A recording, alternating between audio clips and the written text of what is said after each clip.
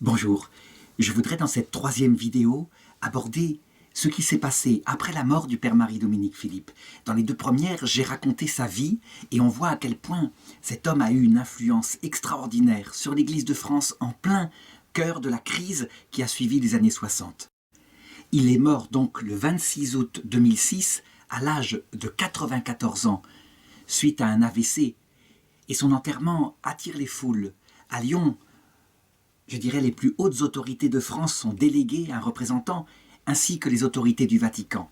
On peut dire qu'il meurt en odeur de sainteté, et on est convaincu que son procès de béatification va être bientôt ouvert.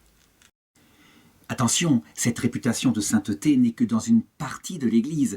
Une autre partie, celle qui a essayé, suite à Vatican II, de développer un esprit de Vatican II, en l'entourant, ou plutôt en le définissant comme une sorte d'humanisme, un humanisme qui s'occupe de la vie terrestre en priorité, déteste le père Marie-Dominique Philippe. Et on peut même voir dans certains évêques de France l'idée qu'il a comme noyauté la tentative de réformer l'Église suite à Vatican II en créant une formation parallèle.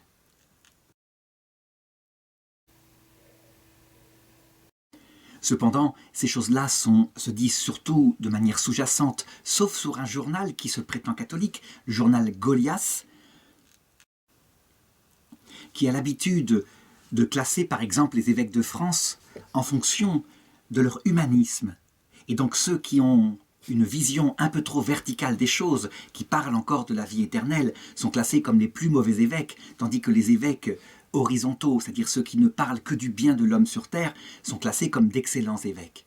Eh bien, le père Marie-Dominique Philippe, qui n'est pas évêque, évidemment, est dans les pires. Le contexte de l'Église est aussi spécial. C'est la période où, suite à l'affaire Dutroux, en Belgique, qui s'est révélée en 1995, la pédophilie sous toutes ses formes est devenue intolérable. Et donc, peu à peu, se révèlent partout dans le monde des histoires d'abus sexuels qui ont eu lieu en particulier sur des enfants. Ça va être le premier scandale parce que l'affaire de ce criminel, Marc Dutroux, évidemment a touché des petites filles de 8 ans.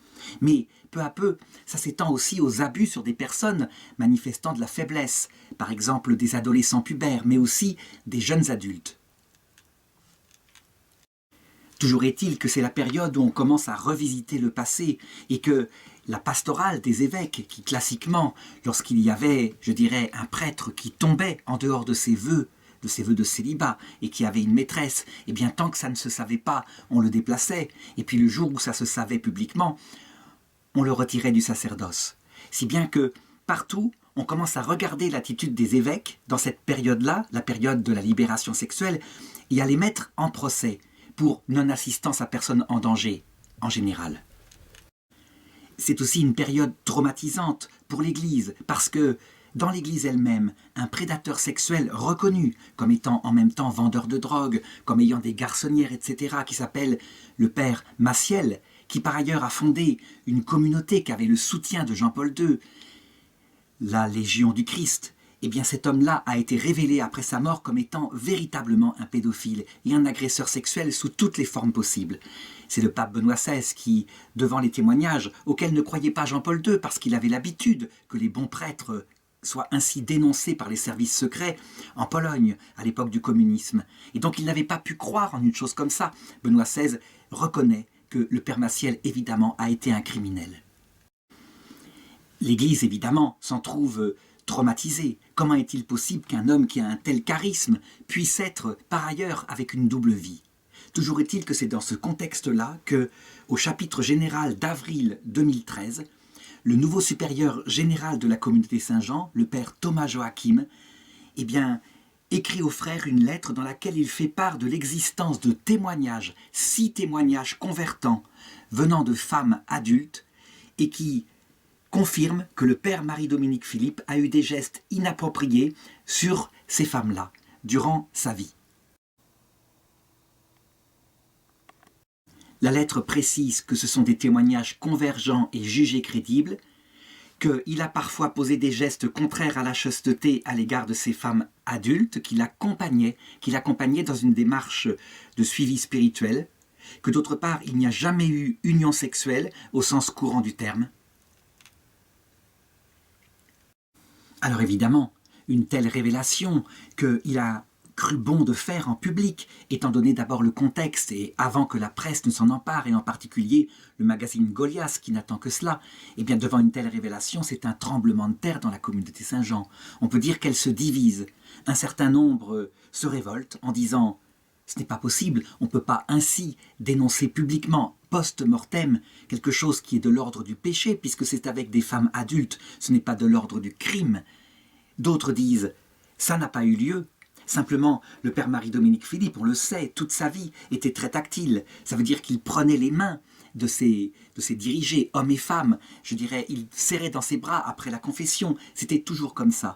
Et leur jugement s'appuie sur le témoignage d'un ancien frère qui, manifestement, est celui d'une personne peu équilibrée, puisqu'il dit qu'il se souvient qu'un jour, alors qu'il se confessait au père Marie-Dominique Philippe, celui-ci lui a pris les mains, les a serrées et il les a posées sur ses genoux. Et donc il a été très gêné parce que, en posant ses mains ainsi serrées sur ses genoux, c'était à 25 cm de son sexe, chose évidemment qui est aberrante, auquel personne ne pense. Mais d'autres interprétations vont venir au jour, et des interprétations qui sont quelquefois, je dirais, accompagnées de signes qui peuvent aller dans leur sens. En particulier, la remarque suivante. Depuis la mort du père Marie-Dominique Philippe, certains frères, certaines sœurs avaient remarqué que dans la formation générale des jeunes frères qui rentraient à la communauté Saint-Jean, le maître des études se séparait de plus en plus de la philosophie réaliste du père Marie-Dominique Philippe, et en particulier essayait plutôt d'aborder la philosophie par la méthode moderne, qui était justement celle qu'il avait essayé, non pas de combattre, mais en tout cas de contourner, en élaborant une philosophie réaliste. Et déjà, ses frères avaient été profondément scandalisés parce que, justement, le fondateur, la grâce du fondateur de la communauté Saint-Jean, c'était, d'une part, par Saint-Jean, je dirais, l'approche du Christ, par la manière la plus mystique qui ressemble à celle de la Vierge Marie ou à celle de Marthe Robin, mais d'autre part, le réalisme philosophique. Si bien qu'on se dit qu'il y a peut-être là, en fait, une façon de se débarrasser idéologiquement du père Marie-Dominique Philippe. Évidemment, ceci sera conforté par le déchaînement de la presse qui, elle, souhaite évidemment se débarrasser du père Marie-Dominique Philippe. Et je parlais tout à l'heure du magazine Goliath. Ce magazine est très spécial. On pourrait le qualifier de chrétien de gauche, mais en réalité, quand on regarde bien les choses, c'est un magazine qui est plutôt humaniste et quasiment sans Dieu. Ça veut dire que pour lui, la pensée de Hans Küng, ce théologien allemand qui avait été réduit à l'état laïque dans les années 70, eh bien, c'est véritablement son plérôme. Il est fondé par Christian Terrasse et il a un lien très fort avec les milieux LGBT, et en particulier, par exemple, Thierry Messaillant, mais aussi le réseau Voltaire. Thierry Messaillant s'est fait connaître, je dirais, dès les années 90, en voulant lutter contre les discriminations de genre, et en particulier contre les discriminations contre les homosexuels. C'est une personne qui est un ancien catholique fervent, qui s'est détourné profondément de la foi, qui la déteste profondément, et qui est connu pour, par exemple, dans une émission où intervenait le père Daniel Ange, qui parlait de la conjugalité, ça veut dire du couple homme-femme, de la fidélité, pour lui avoir dit qu'il était hypocrite parce qu'il avait eu des relations sexuelles avec lui. Il a été condamné pour diffamation pour cette chose-là. Mais on voit que ce réseau-là, autour de Goliath, est un réseau qui a une orientation tout à fait particulière.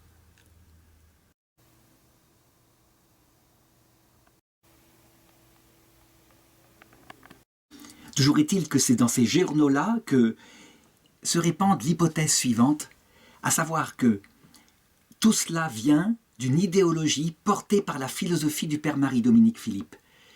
Quand le père Marie-Dominique Philippe développe son éthique, il parle non pas de l'amitié au sens philia, mais il utilise le terme amour d'amitié.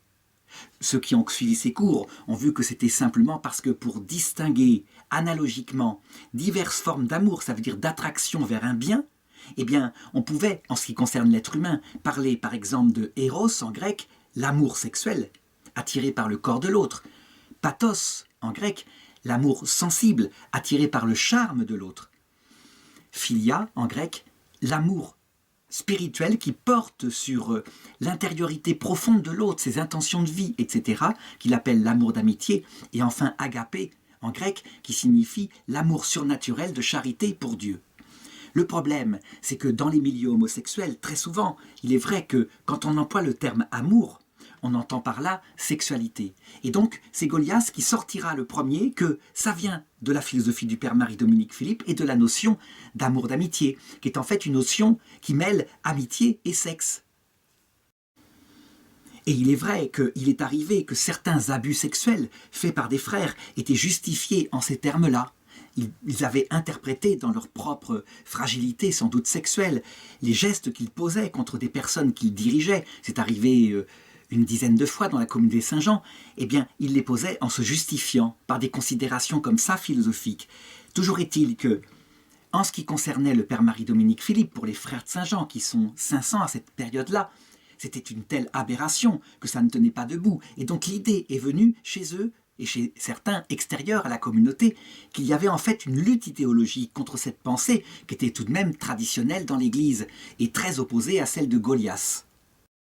Le problème, c'est que cette idée aurait pu être circonscrite à Golias, mais voilà qu'elle va se mettre à se répandre jusque dans les autorités du Vatican. Ça veut dire qu'on va voir un certain nombre d'ecclésiastiques de haut niveau justifier l'idée que le père Marie-Dominique Philippe, effectivement, a fait ces gestes-là et le justifier par une déviation interne à sa philosophie.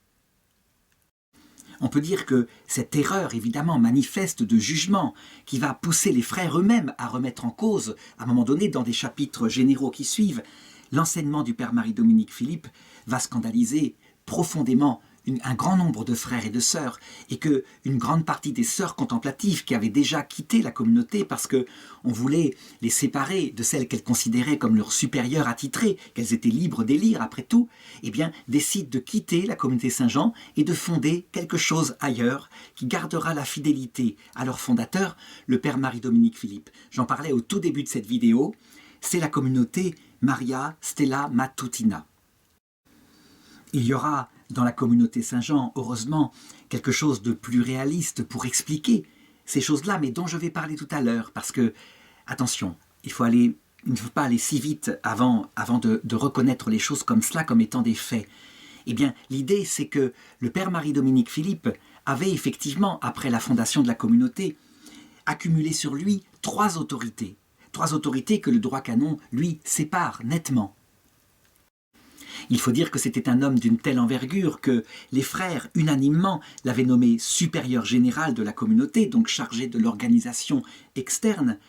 Il l'avait nommé aussi directeur spirituel des frères, ou du moins les frères le prenaient comme directeur spirituel. Et puis il était aussi leur confesseur. Du coup, il se liait par là à une impossibilité de réformer des choses qui pouvaient lui être avouées en confession, puisque par ailleurs, il ne le savait pas en tant que supérieur général de la communauté. Donc il y avait quelque chose qui n'allait pas, que d'ailleurs, avant sa mort, a été rectifié par l'évêque d'Autun.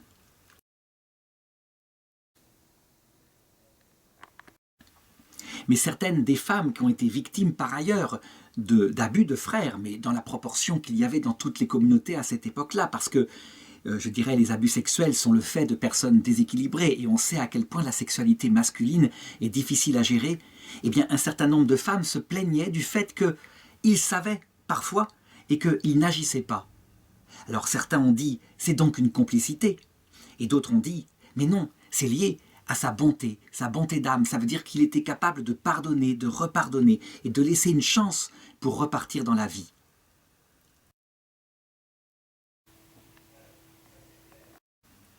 Sa faiblesse lui a été reprochée par certains frères, faiblesse que certains appelaient plutôt compassion, miséricorde. Mais comme tout, on peut dire que, à ce niveau-là, Jésus lui-même, lorsqu'il a accueilli dans sa communauté Judas, eh bien, il avait marqué de la compassion.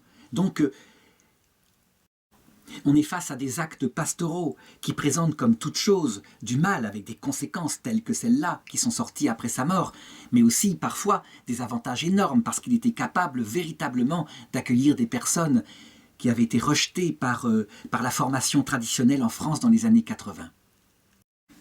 Bref, tout ça ne se réglait pas, d'autant plus que d'autres choses extérieures se mirent à sortir à cette période-là.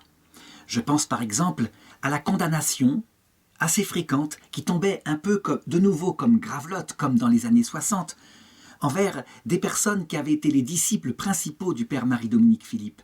Je pense à un prêtre qui était, je dirais, l'un des meilleurs professeurs à Saint-Gaudard de philosophie, un successeur potentiel du père Marie-Dominique Philippe aux études, et qui se voit accusé à un moment donné d'avoir eu une maîtresse et de lui avoir donné l'absolution, ce qui est un crime évidemment dans l'Église, qui est condamné par une excommunication ipso facto dans le droit canonique.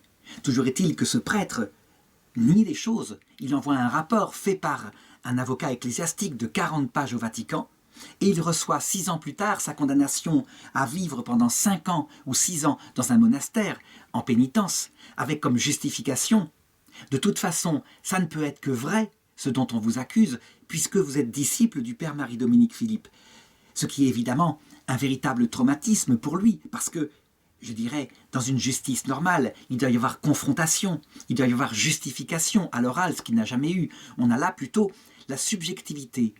Alors, cette chose-là, évidemment, qui manifeste l'état dramatique du droit canonique, de la loi dans l'Église, mais comment pourrait-il en être autrement après le traumatisme dont j'ai parlé au début, eh bien, va se manifester aussi scandaleusement par un autre prêtre, le père Benoît Emmanuel. Le père Benoît Emmanuel est un prêtre qui lui aussi, à Genève, au prieuré, est accusé à un moment donné publiquement par son évêque d'avoir une maîtresse. Et le père Benoît Emmanuel a la grande différence de l'autre prêtre dont je viens de parler, qui lui vit les choses en s'enfouissant, en obéissant, dans une grande souffrance intérieure. Selon le modèle spirituel du père Marie-Dominique Philippe, le père Benoît Emmanuel, lui, il réagit plutôt comme Saint Jean Bosco, à savoir il se défend. C'est un être capable de se battre, qui a les pieds sur terre pour cela. Et donc, qu'est-ce qu'il fait? Il porte plainte contre l'évêque parce qu'il a émis publiquement une prédication où il le dénonce comme ayant une maîtresse, ce qui évidemment doit être prouvé par la loi et qui dans la loi civile ou correctionnelle est une diffamation. Il gagne son procès en Suisse et l'évêque est condamné à payer 10 000 francs suisses, tandis que le procureur qui connaît l'évêque, qui lui fait confiance, écrit à la fin de ses attendus « Oui, mais il est condamné parce que c'est la loi civile, mais malgré tout, il avait une maîtresse. » Immédiatement, le père Benoît Emmanuel, je cite son nom parce que vous allez voir comme il a été blanchi, eh bien le père Benoît Emmanuel porte plainte contre le procureur. Évidemment, il n'a pas à mettre ça dans son attendu. Et il gagne. Le procureur lui-même est condamné. Ils font appel à la Cour européenne des droits de l'homme. Ils sont tous les deux condamnés, l'évêque et le procureur, à 10 000 francs suisses d'un côté, 13 000 francs suisses de l'autre. Entre-temps, l'évêque a fait une démarche canonique contre le père Benoît Emmanuel, et ça a tourné d'ailleurs au drame pour la communauté Saint-Jean de Genève, puisque les frères ont pris parti pour défendre leurs frères et ont été du coup expulsés de Suisse. Et le père Benoît Emmanuel a été réduit par le Vatican par un décret canonique à l'état laïque, carrément. Le problème, c'est que quand des condamnations arrivent, et que le Vatican s'aperçoit que, manifestement, c'est pas si simple, eh bien, il est rétabli dans son sacerdoce. Ce qui manifeste encore une fois la fragilité profonde de la juridiction, je dirais de l'état de la juridiction au Vatican.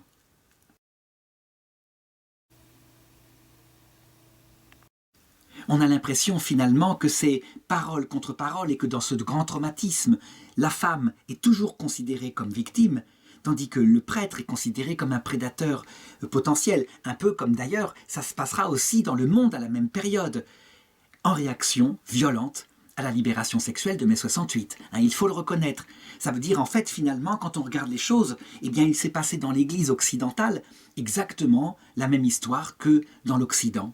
Avant les années 60, un terrible chape de plomb d'autorité dont les gens ne peuvent plus supporter la puissance, y compris dans l'Église, avec des condamnations qui tombent pour n'importe quoi, y compris sur Sainte Faustine, la future Sainte Faustine, qui à l'époque s'appelle Sœur Faustina Kozłowska, et qui est condamnée, comme ça, mise à l'index pour un propos douteux dans un de ses écrits.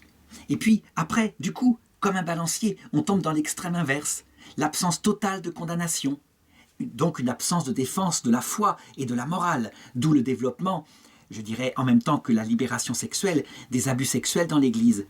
Pour retomber, 50 ans plus tard, quand on prend conscience de l'excès, eh bien, dans des condamnations qui tombent de nouveau comme gravelotte, sans qu'il y ait possibilité de se défendre.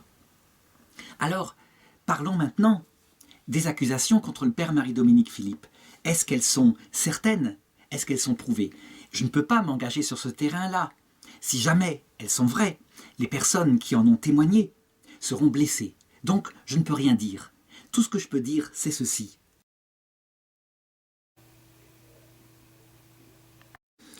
La nièce du père Marie-Dominique Philippe, qui s'appelle Marie-Philippe, dont le mari est un juriste, a voulu étudier de près, en particulier le témoignage d'une des victimes, ou plutôt, dit-elle, de manière juridique, l'une des prétendues victimes, parce que, justement, il n'y a pas, pour le moment, d'autre chose que son témoignage, et qui est passé dans un reportage extrêmement violent sur Arte le 5 mars 2019, avec le titre suivant « Religieuse abusée, l'autre scandale dans l'Église », eh bien, elle relève une série de contradictions, de choses étranges, comme par exemple l'idée que cette religieuse, dont le père Marie-Dominique Philippe avait reçu, je dirais, une sorte de conseil spirituel lorsqu'elle était carmélite, il y a très longtemps, et qu'elle était protégée par des grilles, eh bien, elle dit que la première fois qu'il l'a violée, c'est parce que, pensant au suicide, ne pouvant plus supporter la vie carmélite, et voyant qu'elle était dans une détresse totale, il avait, à travers la grille, touché légèrement sa main.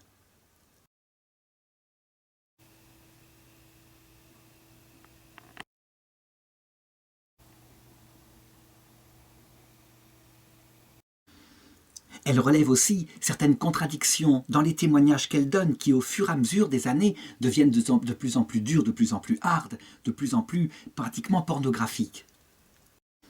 Parmi les 6 victimes présumées que l'on considère avoir subi des attouchements par le père Marie-Dominique Philippe, c'est la seule qui témoigne publiquement, qui montre son visage.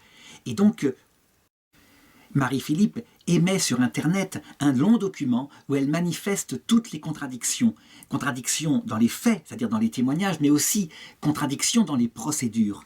En effet, est-il possible de voir ceci, chose que l'on voyait au Moyen-Âge, lorsque, par exemple, il est arrivé qu'on élabore ce qu'on appelle des procès cadavériques. Ça veut dire qu'un pape, furieux que le prédécesseur ait été pape à sa place, l'avait sorti de son tombeau et l'avait jugé alors qu'il était mort, avant de le condamner, avec évidemment des cardinaux qui lui étaient acquis, et de faire couper les 2 doigts dont il se servait pour la bénédiction, et de faire jeter son corps dans le Tibre.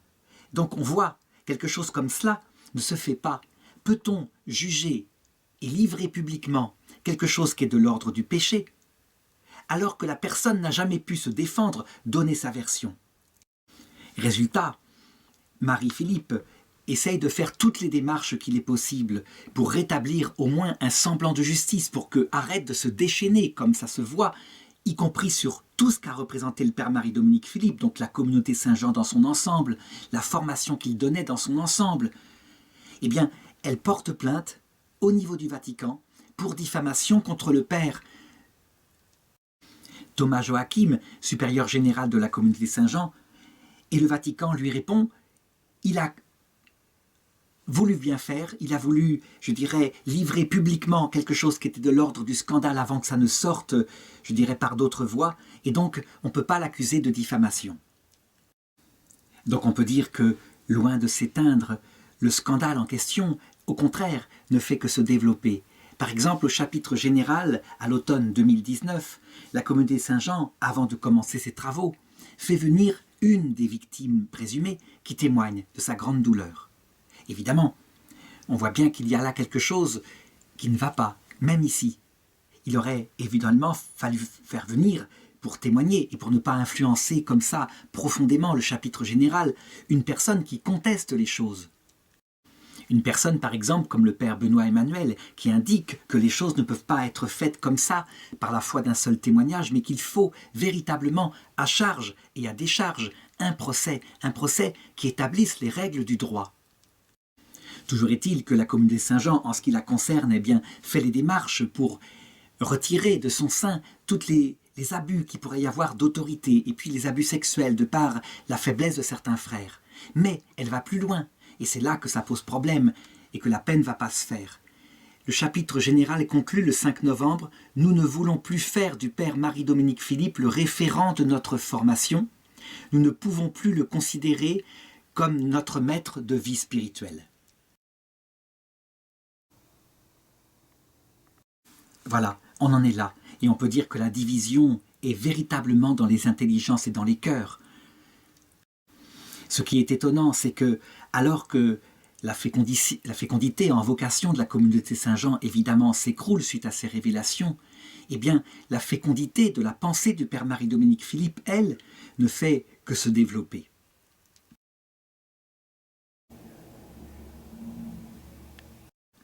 Il est probable que l'attitude juste, l'attitude claire, nous est donnée comme exemple par les sœurs de Maria Stella Matutina, en ce sens que, s'enfouissant dans leur vie, elles gardent au fond du cœur leur fidélité au Père Marie-Dominique Philippe dans sa formation.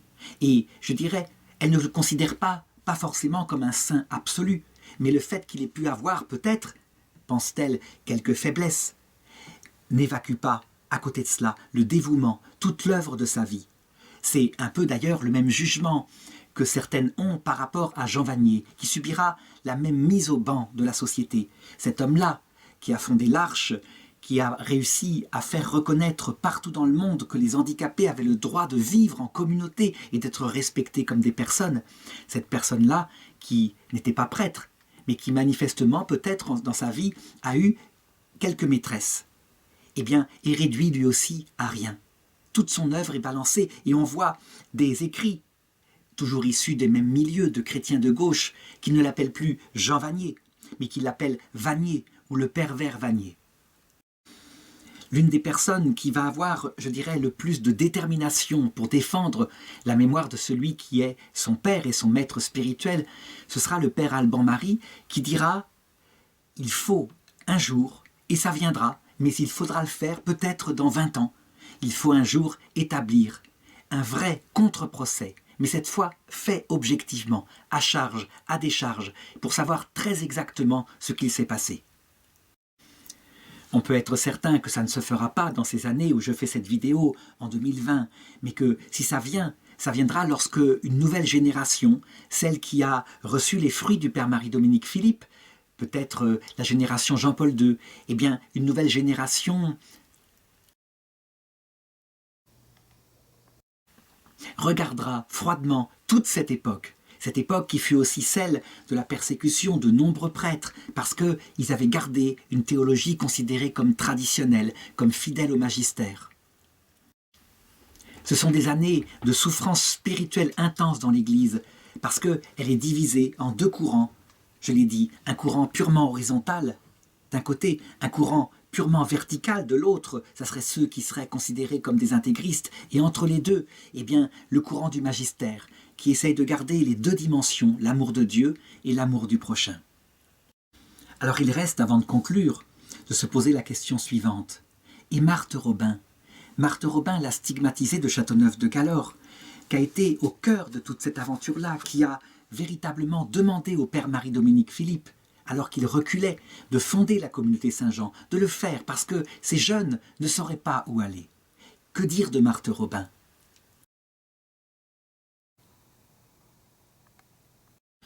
Je crois que son attitude, parce que énormément de gens qu'elle a conseillés ainsi pour le renouveau des années 80 ont été par la suite accusés d'abus de la même façon, et je parlais de Jean Vanier en particulier. Eh bien, je dirais qu'un jour on lui posait la question « Quelle est cette écharde que saint Paul avait dans sa chair et qu'il avait demandé à Dieu de lui retirer ?» Et 3 fois Dieu lui avait dit « Ma grâce te suffit, c'est dans la faiblesse que se dévoile ma force. » Et elle avait répondu avec un rire très clair, comme elle avait l'habitude. « Oh, vous savez, saint Paul avait simplement, très probablement, ce qu'ont la plupart des hommes, une difficulté avec sa chasteté. » Et le Père Marie-Dominique Philippe, qui s'était fait de Marthe Robin une amie intime d'ordre spirituel, dit dans Les 3 sagesses à la page 512 « Ce qui m'avait bouleversé chez Marthe, c'est que Marthe voyait toujours le côté positif. Elle n'accusait jamais, elle ne critiquait jamais. C'est le démon qui accuse.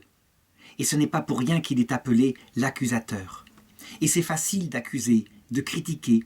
Je suis sûr que la Sainte Vierge ne critiquait jamais. Et Marthe, j'ai pu le constater, ne critiquait pas. Elle ne regardait pas le côté négatif. Elle encourageait toujours et elle redonnait l'espérance. Nous sommes tous très fragiles. Il y a une fragilité inhérente au monde d'aujourd'hui, Mais il ne faut pas que cette fragilité soit une occasion de peur. Il faut au contraire qu'elle soit l'occasion pour nous d'aller plus loin dans l'amour du Seigneur, parce que sa miséricorde nous enveloppe. Je crois que ça dit tout de Marthe et ça dit tout aussi du père Marie-Dominique Philippe. Je me rappelle quand le père Thomas Joachim a publiquement étalé sur la place les péchés du père Marie-Dominique Philippe, je lui avais écrit que certainement la communauté Saint-Jean maintenant n'allait plus être bénie, parce que c'était le mal qu'avaient fait les fils de le fils de Noé, lorsqu'il avait dévoilé la nudité de son père. Je regrette de lui avoir dit ça parce que je pense effectivement qu'il a été dans une situation très difficile, dans une période très difficile et qu'il a sans doute cru bien faire. Toujours est-il que par contre, ce qui est certain en ce qui concerne notre attitude intérieure par rapport au père Marie-Dominique Philippe, nous devons tous avoir la même attitude que Jésus a eue face à la lapidation de la femme adultère. Des gens qui probablement, dit le pape Jean-Paul II, avaient couché avec elle, l'avaient amenée à Jésus pour qu'elle soit lapidée, parce qu'ils voulaient tendre un piège à Jésus. Toi qui dis qu'il ne faut pas lapider, que fais-tu ici puisque Moïse dit l'inverse? Et Jésus avait écrit quelque chose par terre, on ne sait pas quoi. Certains ont supposé que c'était simplement, je dirais, de manière invisible et cachée, la conscience de chacun. Toujours est-il qu'il se leva et il dit que celui d'entre vous qui n'a jamais péché lui lance la première pierre. Et saint Jean commente de manière très profonde. Alors ils partirent tous, à commencer par les plus vieux. Je veux dire par là que ceux qui ont accusé le père Marie-Dominique Philippe doivent maintenant, et tout le reste de leur vie, regarder leur propre vie, leur propre jeunesse, leurs propres actes, leur propre fréquentation d'Internet, et se préparer à arriver à genoux, en sachant de toute façon, c'est que le père Marie-Dominique Philippe, quel que soit, a-t-il commis cela, des mains baladeuses ou pas, eh bien quels que soient les gestes, s'il est arrivé repentant là-haut, il nous accueillera. Il ne se fera pas notre condamnateur comme il l'a montré toute sa vie par son extrême miséricorde. Quant à la mise au sépulcre de sa mémoire, qui se passe, ce qu'on appelle une damnatio memoriae, eh bien, peut-être qu'il faut la prendre avec Marthe Robin comme quelque chose qui est une parabole profonde et qui illustre peut-être, même si ça n'aboutit jamais du coup à une canonisation officielle, mais qu'il faut la prendre comme une prophétie du catéchisme de l'Église catholique tel qu'il parle au numéro 675. Le père Marie-Dominique Philippe, qui ne connaissait pas ce texte qui parle de l'épreuve finale de l'Église, par contre en parlait profondément en disant « Vous savez, la mission dernière de l'Église, ce sera la même que la mission du Christ. Et l'Église passera par les mêmes tourments par où est passé le Christ. » Frédéric Lenoir lui demandait « Mais où est-ce qu'en est l'Église alors dans son histoire ?» Et il disait « Elle en est certainement dans les grandes luttes. Mais elle connaîtra un jour l'agonie au Jardin des Oliviers. Ça se passera après qu'elle ait connu évidemment sa rentrée à Jérusalem dans la gloire. Et puis, elle connaîtra un jour le sépulcre.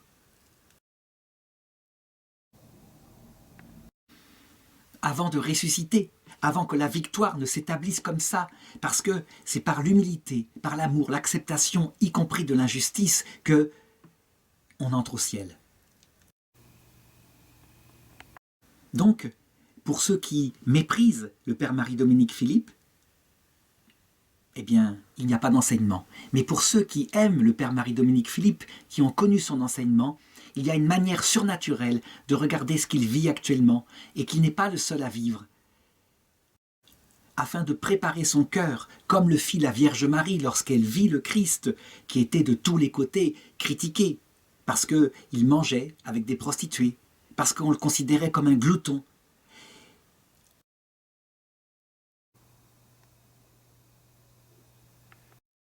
Et qu'il le voyait qu'il ne pouvait plus se défendre. Il avait beau dire les choses. Eh bien, la Vierge Marie méditait tout cela dans son cœur, y compris des pires injustices, et en particulier celles qu'il connut à la croix, lorsqu'on se mit à cracher sur lui, en disant « Toi qui en as sauvé d'autres », Descends toi-même de ta croix, c'est si simple. Tu vois, tu défais un clou puis l'autre. Et il se moquait, et on ne peut même pas imaginer de quelle façon. Eh bien, pour se préparer à cette preuve finale que vivra l'Église catholique dans son ensemble, sachant que, comme le dit saint Paul, si le Christ choisit des instruments fragiles, et que cette Église connaît un tellement grand succès depuis 2000 ans, malgré les hommes qui la composent, eh bien, c'est parce que le Christ manifeste que l'Église ne vient pas de ces hommes-là. L'Église, elle vient de lui, de sa grâce. Et personne ne peut enlever les brebis que le Christ a choisies. Personne ne peut les arracher de sa main. Et on peut en être certain, il proposera le salut à tout homme au moment voulu.